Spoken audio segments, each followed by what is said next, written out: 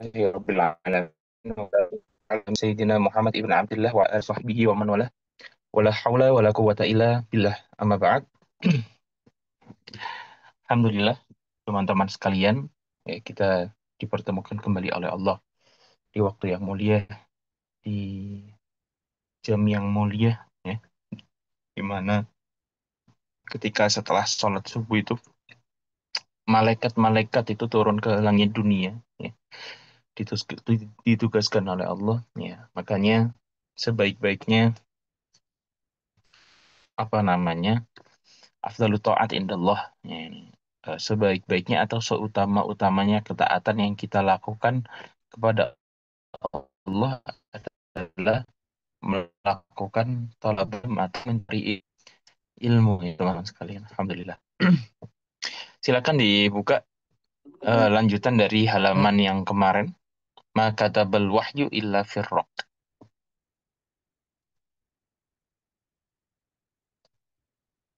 Allah. Ini di halaman sebentar. Halaman ke-31 setelah cerita dari Sayyidina Umar kemarin. Di halaman 31, silakan.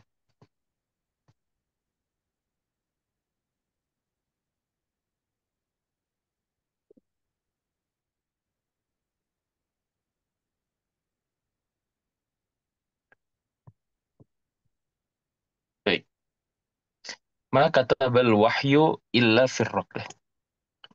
Di sini artinya apa? Tidaklah wahyu itu, maksudnya Al-Quran, ya, ketika diturunkan, ya, itu tidaklah ditulis kecuali firraq dalam perkamen, ya. Jadi kemarin setelah kita mendengar apa namanya cerita atau kisah bagaimana masuknya Sayyidina Umar Ibn Khattab ke Islam, ya, karena membaca salah satu ayat daripada Al-Quran, yakni Toha, yang di apa namanya, yang mana ayat tersebut tertulis, ya, tertulis sebuah kertas yang dipegang adik perempuannya, ya. Fatil kar riwayat, maka riwayat tersebut atau riwayat hadis-hadis yang menceritakan tentang kejadiannya Sayyidina Umar ibn Khattab masuk Islam. Itu tufidu memberikan faidah kepada kita bahwasanya Quran itu karena yuktabu mundu awailil islami fi sahifah. Ya, ini menunjukkan atau menjadi bahan rujukan kita bahwasanya Al-Quran itu ketika turun, ya, ketika turun memang benar-benar ditulis dalam suatu perkamen, dalam satu apa namanya perkamen tersebut, ya, meskipun itu di awal-awal Islam itu berdiri, ya, ya. Jadi sudah lama sekali, ya, wahyu itu ditulis di dalam suatu perkamen, ya. Jadi tidak ada keraguan sama sekali bahwasanya Quran ditulis di mana? Apakah di batang kurma? Jawabannya tidak.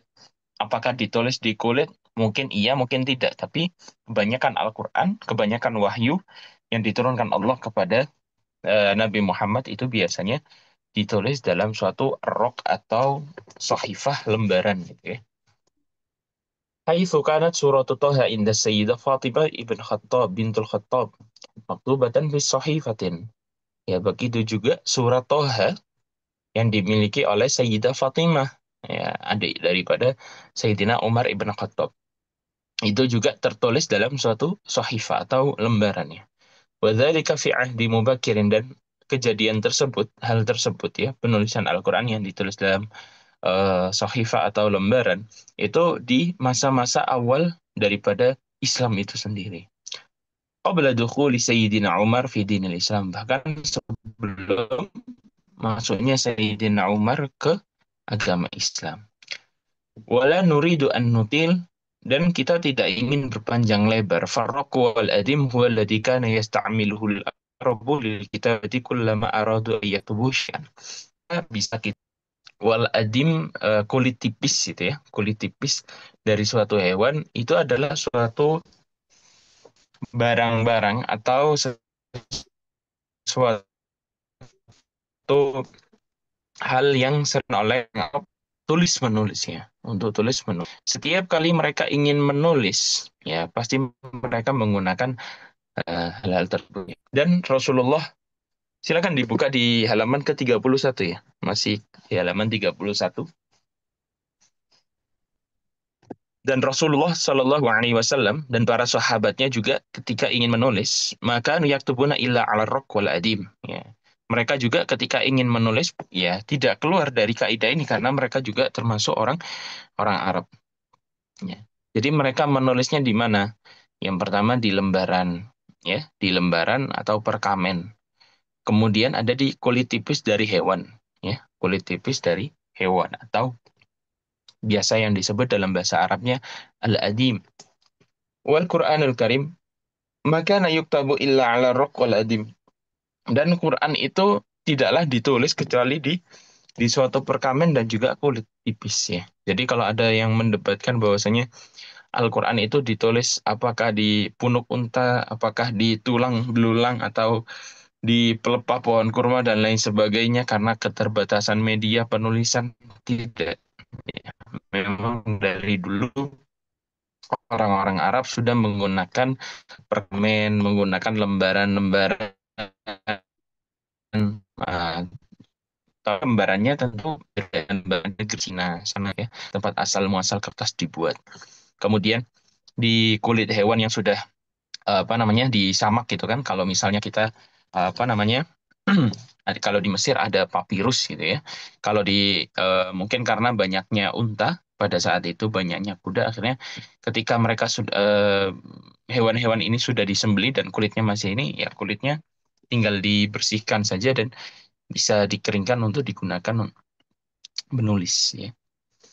وهذا الرق والأدم بعدما تكتب عليه الآيات أو غير الآيات كان يسمى صحيفة. Nah, صحيفة ini lembaran yang kita bisa sebut lembaran kertas ini, itu bukan seperti yang saya jelaskan tadi, bukan seperti kertas pada umumnya yang kita tak ketahui. Ya, karena kertas yang kita ketahui sekarang ini itu asal muasalnya adalah dari negara Cina. Tapi Sohifa, lembaran kertas yang dimaksud oleh orang Arab ini, maksudnya adalah perkamen-perkamen, kumpulan perkamen perkamen atau kumpulan daripada apa namanya politis itu juga mereka sebut dengan Sohifa. Ya, jadi Sohifa menurut orang Arab itu bukan kertas tipis misalnya yang seperti ini. Nah, kertas tipis yang seperti ini warna putih, ini bukan ya. Tapi Sohifah menurut apa namanya orang Arab adalah ketika ada suatu rok atau perkamen, kemudian wal adim dan juga apa kulit tipis ya. Nanti bisa searching saja di Google atau di browser manapun bagaimana rok itu ya. Kata rok itu bagaimana bentuknya. Qala al-Farahi, Imam Farahi berkata, as-suhuf jam'us sahifah wa hiya al-waraqah al-maktubah kama summiyat sahifatan al-mutalammis wa sahifatal juri. Nah, bentuk jamak atau bentuk plural daripada sahifah itu adalah suhuf ya. Jadi kalau kita melihat suatu ayat yang menjelaskan tentang suhuf, suhuf itu maksudnya adalah bentuk berulang atau bentuk jam, bentuk banyak daripada sahifah. Apa suhuf itu apa? Adalah suatu warokok al-maktubah, kertas-kertas yang ada tulisannya nama suhuf katanya. Ya, seperti halnya dinamakan sahifah al-mutalamis, sahifah al-jur. Ya, ada sahifah kertas yang dinamakan sahifah al-mutalamis dan juga sahifah al-jur. Bahkan di dalam ayat Al-Quran itu disebutkan fi suhufim mukarramatim marfu'ah. Ya, fi suhufim mukarramatin marfu'ah, ya, dalam lembaran-lembaran ya kan, ini menunjukkan bahwasanya bagaimana eksistensi atau keberadaan suhuf atau sohifa atau yang biasa kita sebut lembaran-lembaran itu sudah apa namanya eksis, apa sudah familiar atau sudah apa namanya digaungkan ya pada Al-Quran itu sendiri yang mulai berabad-abad tahun lalu itu sudah menjelaskan atau sudah mencantumkan kata suhuf ya. Wa hunaka ayatun tufidu annal Qur'anul Karim mundu nuzuli fi Makkah kana fi suhufin. Dan banyak sekali ayat yang menjelaskan, yang memberikan penjelasan bagi kita bahwasanya semenjak turunnya Al-Quran di kota suci Mekah, untuk yang pertama kali itu memang sudah tercetak atau sudah tertulis, sudah tercantum dalam yang namanya suhuf atau lembaran. Fakullama nazalat ayatun suratun kutibat firroqi. Maka setiap kali ayat itu turun, setiap kali surat itu turun, maka langsung ditulis atau para sahabat itu bergegas untuk menulis ayat atau surat tersebut di perkamen itu. Qala Allah Ta'ala, Allah berfirman, kalla innaha tazkirah. Sekali-kali jangan, ya, innaha sesungguhnya hal tersebut itu adalah tazkirah, suatu peringatan. Faman syaa'a dzakara, maka bagi siapapun itu harus mengingat, ya, pada Al-Qur'an. Fi suhufim mukarramah, dalam lembaran-lembaran yang dimuliakan, ya. Fi suhufim mukarramah marfu'atim mutahharah. Maksudnya di sini adalah lembaran-lembaran yang berisikan kertas, bukan lembaran-lembaran biasa, ya. Ya, maksudnya lembaran-lembaran Al-Qur'an atau lembaran-lembaran yang ditulis di dalamnya Al-Qur'an. Makanya disifati dengan kata mukarramah, yang dimuliakan, ya. Kalau misalnya ada orang yang menulis syair di atas suatu rok atau perkamen, apakah itu termasuk suhuf mukarramah? Ya, bukan. Tapi yang dimaksud suhuf mukarramah adalah suatu perkamen atau lembaran yang di dalamnya ada marfu'atin mutahharah, dan yang ditinggikan, karena ini kalamullah, kalam Tuhan, tentu kalam-kalamnya berbeda dengan kalam manusia atau bukan manusia. Mutahharah. Nah, orang yang membaca buku tidak harus untuk berwudu, ya. Tapi kalau membaca Al-Qur'an la yamassuhu illa mutahhar. Tidaklah boleh menyentuh Al-Qur'an tersebut kecuali orang-orang yang suci. Bi aidi safarah, ya, yang berada pada tangan para utusan-utusan kiramim bararah, yang mulia, dan juga para orang-orang yang berbakti. Ini makilah fi ta'wili tilkal ayat, ya, ini merupakan pendapat apa saja yang terdapat dalam ayat ini, insya Allah dijelaskan setelah ini, ya. Tapi di sini apa namanya, perbedaan kata tafsir dan juga takwil secara ulumul Quran. Ini sebelum saya masuk ke dalam pembahasan tafsir, tafsir dan takwil itu memiliki suatu perbedaan secara makna dan juga secara apa namanya, pengertian. Kalau secara apa namanya, namanya saja, tafsir dan takwil itu artinya sama. Tafsir dan takwil itu artinya sama. Ya, jadi tafsir itu bisa dikatakan, ya, sinonim tafsir apa? Takwil. Takwil adalah sinonim daripada tafsir.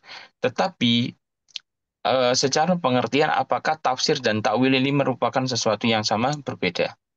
Tafsir adalah menjelaskan makna-makna agar lebih mudah difahami, ya. Menjelaskan makna-makna agar lebih mudah difahami. Sedangkan takwil adalah menunjukkan pada makna yang tersirat, ya. Menunjukkan pada makna yang tersirat. Contoh seperti ini. Ketika Allah menjelaskan apa namanya, tentang Musa. Musa di dunia ini apa namanya, banyak sekali. Atau Maryam, banyak sekali di dunia ini namanya Maryam. Tapi Maryam siapa yang dimaksud Allah? Maryam bintu Imran. Maryam putri Imran. Nah, ini namanya tafsir. Atau misalnya ketika Allah mengatakan Turi Saina, ya, Jabal Sinai adalah suatu jabalon, adalah suatu gunung atau suatu bukit yang berada di utara daripada negara Mesir. Nah, itu merupakan tafsir, penjelasan dari sesuatu yang ada agar lebih mudah difahami. Kalau takwil itu menunjukkan makna yang tersirat, ya. Kalau takwil, contoh begini, Ar-Rahmanu 'alal 'arsy istawa. Allah itu bersemayam di atas arsy. Allah adalah sesuatu yang tidak butuh pada tempat dan tidak butuh pada waktu. Ya, berbeda dengan manusia yang misalnya saya sekarang, saya mengambil ruang daripada medium tertentu, saya mengambil waktu ya. Saya sekarang hidup di tempat apa, di waktu apa, itu apa ada runtutannya. Tapi kalau Allah itu tidak membutuhkan tentang ruang dan waktu. Jadi kalau misalnya Allah membutuhkan ruang dan waktu, itu sama saja kita menganggap Allah itu ternyata seperti makhluk. Ya, jadi kita harus menafikan sifat-sifat makhluk yang ada pada Allah. Makhluk butuh makan, berarti Allah nggak butuh makan. Makhluk butuh kerja, butuh belajar, Allah berarti nggak butuh kerja dan butuh belajar. Itu sifat apa namanya, menafikan sesuatu pada Allah. Nah, contoh Allah bersemayam di atas arsy. Ya. Arti bersemayam ini adalah istiwaun yaliku bihi. Dengan bersemayam yang sesuai dengan Allah. Karena Allah nggak mungkin seperti makhluk yang tinggal di sesuatu tertentu. Maka dinamakan Allah itu menguasai. Ya, bermain di situ di atas arsy adalah menguas arsy. Nah, ini merupakan takwil. Ya. Jadi penjelasan tentang makna tersirat ini merupakan takwil. Ya. Kalau makna yang tersurat itu tafsir. Ya. Jadi itu perbedaannya terlebih dahulu. Gimana apa namanya memahami dengan betul tentang tafsir dan takwil Pak, antara perbedaan-perbedaannya. Baik, kita lanjutkan. Fi suhufin yata'allaqu bi qawlihi innaha tazkirah. Wa hadha yu'ayyidu anna tazkirata yuradu biha jami'ul Qur'an. Fi suhufin lafat atau tafsir daripada ayat fi suhufin dalam lembaran-lembaran tersebut itu berhubungan langsung dengan perkataannya Allah atau firmannya Allah yang berbunyi innaha tadzkirah, sesungguhnya ajaran Allah tersebut ya itu merupakan suatu peringatan. Kita harus mengetahui bahwasanya peringatan di apa namanya cara Allah di dalam tidak lain tidak bukan adalah apa nah atau peringatan kecuali juga memberikan kabar gembira. Makanya Nabi Muhammad itu tugasnya adalah basyirun nazirun bagi memberi kabar gembira dan juga memberi peringatan. Jadi dilihat dari konteks bahwa ini suka marah Allah sangat benci gak ke umatnya hingga apa namanya hambanya sehingga dikit-dikit diberi peringatan. Bukan. Allah itu zat yang paling maha kasih dan maha kasih sayang ya. Dibuktikan dengan namanya Ar-Rahman Ar-Rahim. Tapi kadang kita karena apa namanya sepele sekali menganggap Allah bahwasanya Allah pasti nerima, Allah pasti mengampuni kita. Akhirnya kita kurang hormat, kurang sopan dengan Allah. Padahal Allah memiliki sifat lain namanya Al-Qahhar, Maha Perkasa, ya. Maha Perkasa untuk melakukan sesuatu. Kita harus mengetahui bahwasanya kalau misalnya kita apa namanya diingatkan oleh Allah tidak lain tidak bukan adalah untuk kebaikan diri kita sendiri ya kalaupun pada akhir hidup kita terus kemudian kita dimasukkan oleh Allah ke dalam api neraka atau apa gitu sesungguhnya Allah di dunia itu sudah menunjukkan kita bagaimana jalan yang benar kalau kamu seperti ini nanti gini loh akibatnya kalau kamu belajar begini loh akibatnya nanti kamu dapat ini loh jadi Allah sudah merancang suatu sistem yang bagaimana Anda ini mukhayyar, Anda ini apa bebas mau ngapain aja. Intinya kalau misalnya baik, kamu baik, kamu akan dapat surga. Tapi kalau kamu ngelakuin buruk, kamu dapat neraka loh. Saya kasih akal, sok kamu milih mau yang apa. Nah, tinggal kitanya saja sebagai manusia, bagaimana menggunakan akal, apa namanya, akal kita untuk pada yang menuju kebaikan. Wahada yu'ayyidu anna tadhkirata yuradu biha jami'ul Qur'an. Dan ini menguatkan argumen kita bahwasanya kata tadhkirah di situ yang dimaksud adalah semua atau keseluruhan dari Al-Qur'an. Wa qala ba'dul muta'wilin dan apa namanya sebagian dari orang-orang ahli takwil itu berkata as-suhuf huna Allahul mahfuz. Suhuf yang dimaksud di sini ya lembaran-lembaran itu adalah Lauhul Mahfuz ya. Ya, ada yang mengatakan bahwasanya suhuf di sini adalah Al-Qur'an karena di atasnya ditulis kalam-kalam Allah. Tapi ada juga yang mengatakan suhuf yang dimaksud di sini adalah Lauhul Mahfud. Ya. Wakilah suhuful anbiya al-munazzalah wakila maksudnya dalam sufi menunjukkan tentang pendapat yang lemah. Ya. Pendapat yang lemah. Wakilah dan dikatakan suhuful anbiya. Makna suhuf yang ada di ayat tersebut adalah lembaran-lembaran para nabi-nabi yang diturunkan. Ya, maksudnya adalah seperti suhufnya Nabi Ibrahim, suhuf Nabi Allah Daud dan apa namanya dan lain sebagainya bahwa mereka diberikan juga suhuf atau lembaran oleh Allah Subhanahu wa taala yang tidak berupa kitab. Wakilah masuhifil muslimin. Ada yang mengatakan bahwasanya kata suhuf di sini maksudnya adalah Al-Quran atau mushaf-mushaf yang dimiliki oleh orang muslimin di rumah mereka. Talafa an-nasu fis safaro. Akan tapi para ahli ini itu berbeda pendapat tentang tafsir atau penjelasan mana as-safaroh itu sendiri. Faqala Ibnu Abbas pernah berkata, safaroh di sini adalah al-malaikah, adalah seorang malaikat, li'annahum karena malaikat-malaikat tersebut itu katabatun, orang-orang pencatat daripada amal baik dan amal buruk. Ya, kita sudah tahu bahwasanya kita setiap manusia itu pasti memiliki dua malaikat penjaga, baik rokib dan juga atid ya. Apa namanya? Pencatat amal baik dan juga pencatat amal buruk. Yuqalu safarat ay katabat. Dikatakan safarat artinya adalah katabat. Ya, menulis. Wa minhu as-safar. Dan dari kata tersebut juga muncul kata as-safar ya, pergi. Waqala Ibnu Abbas juga berkata tentang masalah ini, al-malaikatu safaratun. Malaikat itu juga dinamakan safaroh, yang berarti delegasi, utusan. Li'annahum yasfuru ala wa baina anbiya'i. Bagaimana disebut dengan delegasi? Bagaimana disebut dengan utusan? Tidakkah kita lihat bahwasanya malaikat adalah delegasi yang dikirim Allah untuk mengirimkan wahyu kepada para nabi-nabinya? Ya. Jadi ada malaikat seperti malaikat Jibril yang tugasnya membawa wahyu, ya, menyampaikan kalam Allah. Allah bicara apa, terus kemudian kita mengatakan tersebut kepada para nabi-nabi atau kepada para manusia. Itu makanya mereka disebut sebagai safarah atau delegasi utusannya Allah. Karena mereka yang menghubungkan antara Allah dan juga para para apa namanya nabi-nabinya Allah. Wa qala Qatadah, sedangkan Imam Qatadah itu mengatakan hal demikian.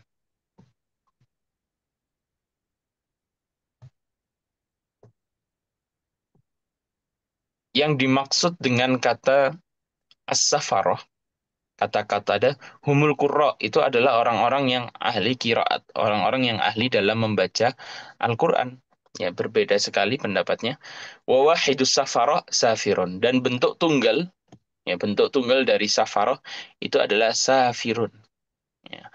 Wa qala Wahab ibn Munabbih, dan salah satu ulama Islam yang bernama Wahab ibn Munabbih itu mengatakan humus sahabah li'annahum ba'duhum yasfuru ila ba'din fil khabari wat ta'lim. Yang dimaksud dengan safara itu adalah para sahabat, ya, karena para sahabat-sahabat ini antara satu dengan yang lain itu saling bepergian untuk mencari ilmu, ya. Mungkin dari yang ada di kota Madinah, terus kemudian pergi ke Baghdad untuk mencari ilmu. Ada yang dari Baghdad menuju Madinah untuk mencari ilmu. Ya, begitulah apa namanya para sahabat tersebut dinamakan juga dengan kata as-safarah. Saya izin terlebih dahulu.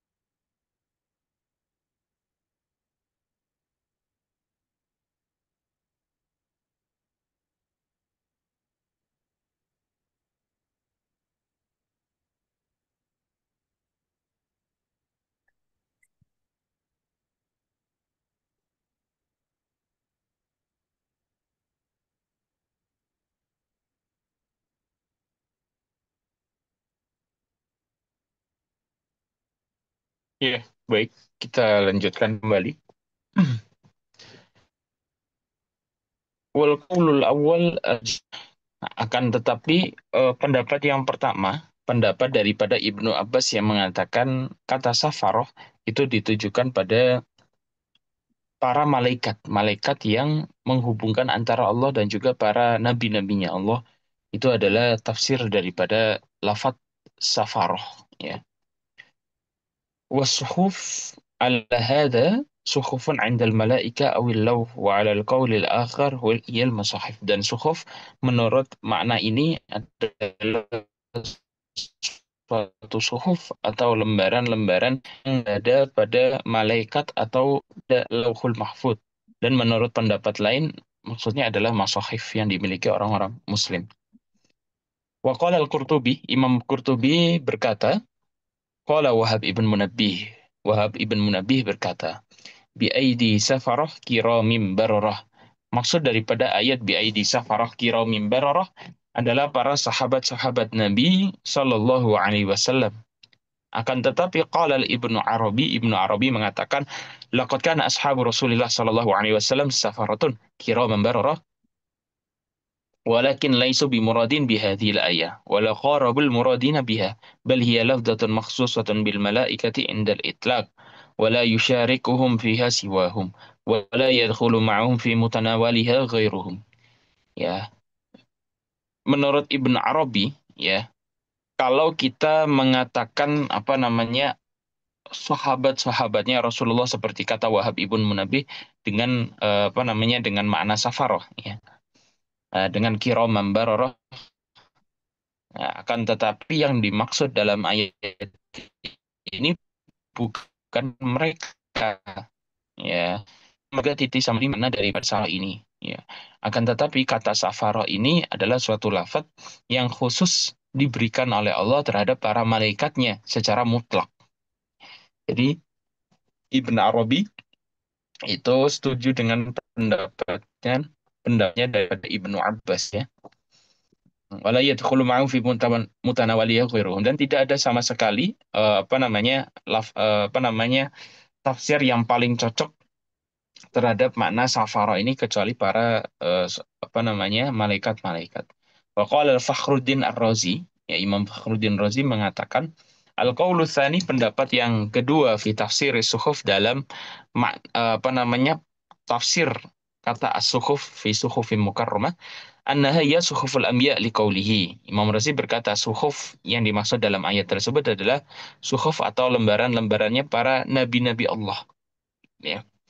Liqaulihi karena adanya suatu qaul, pendapat atau ada suatu ayat Quran menjelaskan inna hadzal fis suhufil ula, ya. Sesungguhnya ini terdapat pada sungguh benar-benar terdapat dalam suhuf yang pertama. Maksudnya lembaran-lembaran yang pertama. Jadi makna suhuf al-ula di sini adalah tazkirah musbatah fi suhufil anbiya al-mutaqaddimin. Adalah suatu peringatan yang tetap, bentuknya tetap di lembaran-lembaran yang dimiliki oleh para nabi-nabi Allah yang terdahulu. Wasafaroh al- al-kiram al-bararah hum ashabu Rasulullah sallallahu alaihi wasallam dan beliau mengatakan safaroh namanya delegasi utusan di situ adalah para sahabatnya Rasulullah. Jadi perkataannya Fakhruddin Razi ini bisa kita bilang sesuai atau condong dengan apa namanya condong terhadap pendapat daripada atau kaul daripada Wahab ibn Munabbih. Jadi kalau Ibn Arabi itu sama dengan Ibn Abbas, sedangkan Fakhruddin Razi sama dengan Wahab ibn Munabbih. Ya. Ta'wilu yurajjihuhu as-siyaq.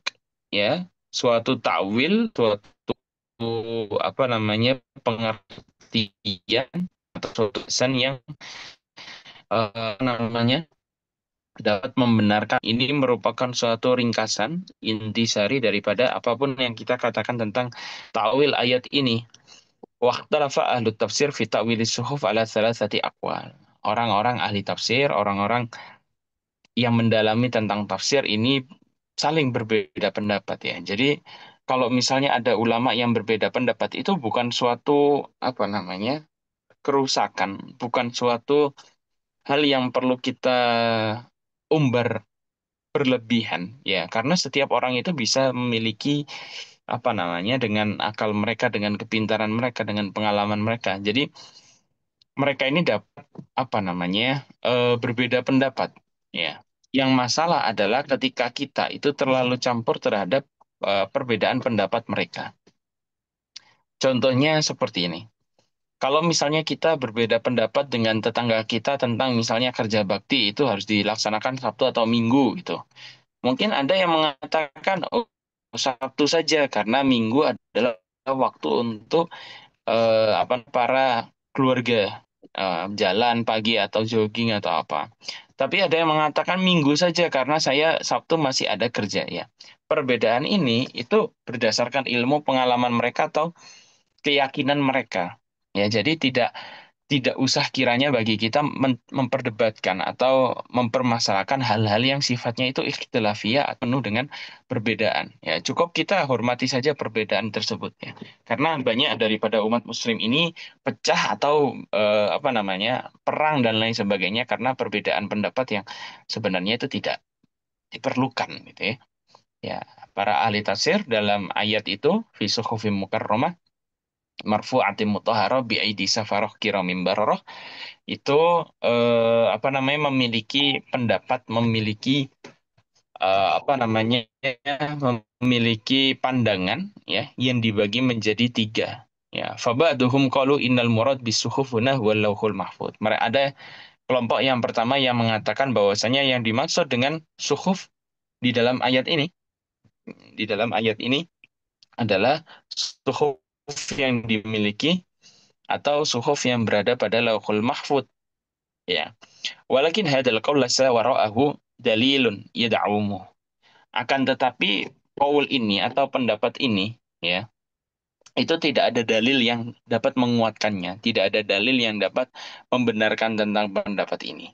Falau huwalau. Ketika Allah mengatakan lau atau ingin menunjukkan lau, tentu Allah akan menggunakan lafaz lau ya. Tidak menggunakan lafaz suhuf. Wa huwa lama suhuf. Tentang apa namanya suhuf ini dinamakan apa namanya Lauhul Mahfud. Lauhul Mahfud sama sekali tidak pernah dikatakan atau tidak pernah disebut dengan nama suhuf dimanapun itu. Wasiyakul ayah la yusdiuna ala hada ta'wil. Begitu juga siak atau metode ayat ini itu tidak mengantarkan pada takwil ini. Jadi tidak menunjukkan takwil ini pada kita. Idlai safisiyah kima yatatallabu dzikrul lauhi al-mahfuz ya. Karena tidak ada sama sekali dalam siyak tersebut itu yang membenarkan bahwasanya suhuf di situ maknanya adalah lauhul mahfuz. Wal qaulu tsani dan pendapat yang kedua ya, yu'awwilu suhuf ila suhuf al-anbiya al-munazzalah. Ya, suhuf di sini ada menunjukkan diturunkan. Walakin ada tawil aja tentang pendapat sekali tidak ada dalil yang menguatkannya. Wasiyakul ayah allati istanadu ilaiha li ikhtiyari hada tawil yakhtalifu an siyaki tilkal ayah. Dan siyak atau metode yang digunakan apa namanya untuk mendukung ayat ini ya itu juga berbeda dari siyak atau metode yang harus digunakan seharusnya ya. Jadi secara metode juga tidak ada yang bisa mendukung tentang pendapat ini. Wa uslubu yakhtalifu an uslubiha. Ya, uslub yang menjelaskan tentang suhuf anbiya itu juga berbeda dengan apa namanya uslub atau metode yang digunakan untuk menjelaskan suhuf yang tercetak itu sendiri. Fal Qur'anu kullama dzakara suhuf al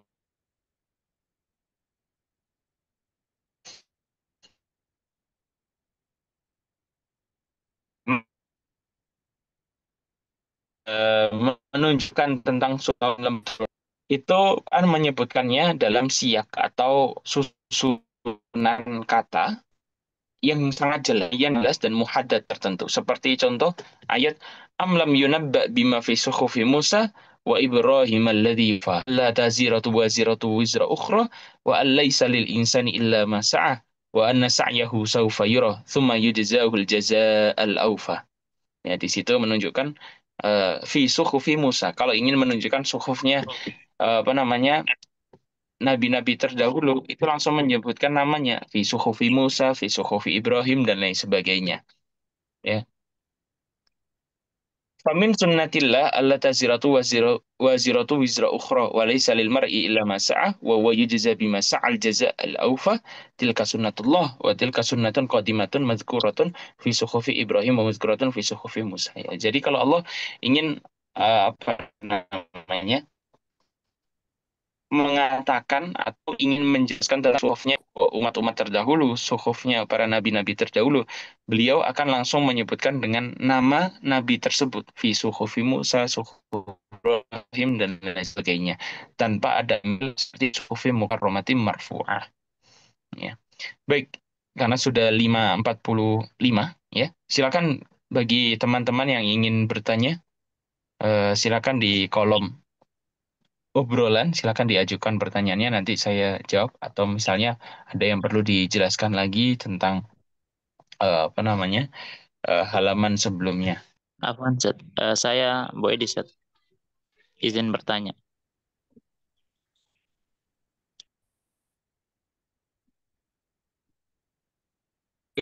Iya, silakan. Eh, Tadi kan dikatakan bahwa yang kami ingin tanyakan, Set, jadi ketika Al-Quran turun, jadi apakah langsung ditulis, Set? Itu yang kami tanyakan.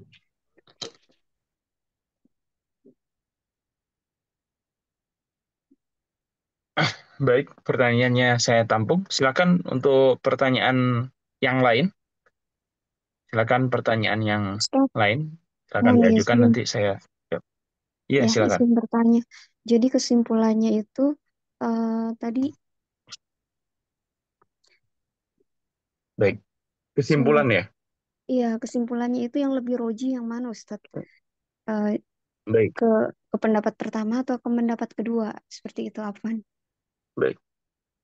Silakan jika ada pertanyaan yang lain, saya kumpulkan dulu pertanyaannya.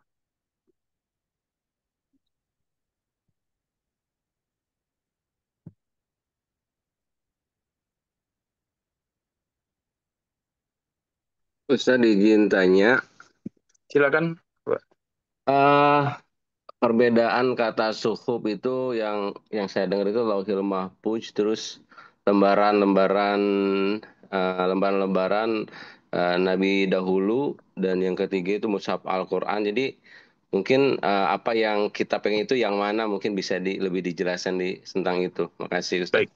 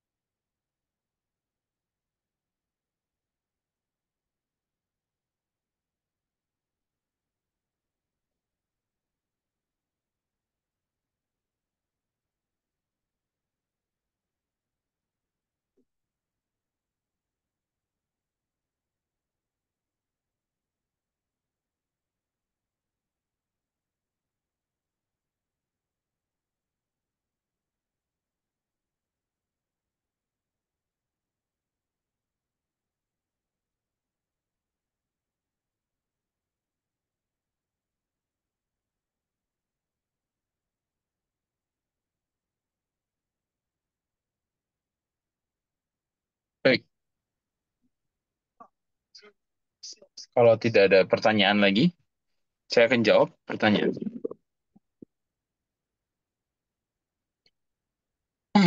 Yang pertama, ya, pertanyaan tentang apakah Al-Quran itu sudah ditulis pada awal-awal masa Islam itu berdiri, masa-masa awal Islam itu datang.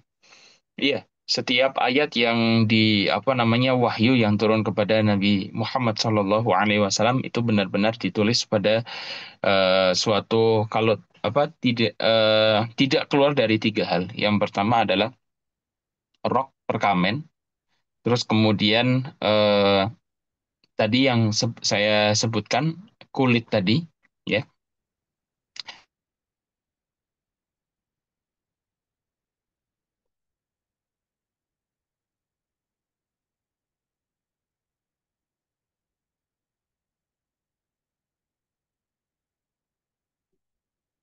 Itu tidak lain tidak bukan pasti sudah apa namanya tertuang atau ditulis pada dua hal tersebut, ar-rok wal adim. Kemudian rok dan adim ini, ya, kulit dan juga perkamen ini sering disebut oleh orang-orang Arab sebagai sohifah. Yang kedua, pendapat yang roji. Ini meskipun pendapat dan apa namanya pendapatnya atau bahasan kita ini masih panjang tentang karena sebenarnya tidak diperlukan, ya. Bahasan yang apa namanya tentang makna sohifah, tentang makna safaroh itu siapa? Intinya apa namanya safaroh itu kaul yang roji adalah para malaikat. Kemudian kata suhuf yang yang ada pada diri kita sekarang ini. Itu adalah suhuf-suhuf atau apa namanya suhuf-suhuf yang dibawa oleh yang dibaca oleh para sahabat, ya, yang ditulis oleh para sahabat itu mana dari fi suhufim mukarramah. Ya, jadi kata safaroh itu ditujukan pada malaikat. Meskipun ada yang mengatakan safaroh ya adalah sahabat dan lain sebagainya, tapi yang paling rojih, yang paling apa namanya didukung oleh dalil pendapat yang mengatakan safaroh adalah para malaikat-malaikat Allah yang turun ke langit dunia untuk menyampaikan wahyu Allah kepada para rasul. Kemudian kata suhuf sendiri itu adalah lembaran-lembaran yang ditulis apa namanya Al-Quran para sahabat atau orang, yaitu disebut kata suhuf, ya. Baik, itu yang mungkin saya bisa sampaikan. Kurang lebihnya saya mohon maaf. Wabillahi taufiq wal hidayah. Assalamualaikum warahmatullahi wabarakatuh. Waalaikumsalam